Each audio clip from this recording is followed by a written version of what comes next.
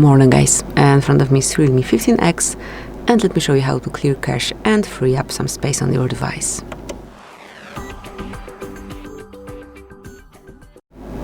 So at first, let's enroll settings, then go to apps and click on app management.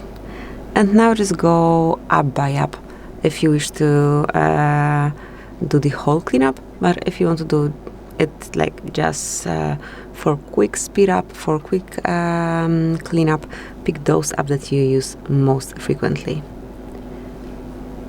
Now mark storage usage and select clear cache, and just go app by app and perform the same action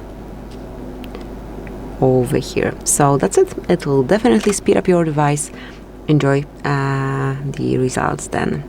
So that's it. Thank you for watching. Please subscribe our channel and leave the thumbs up.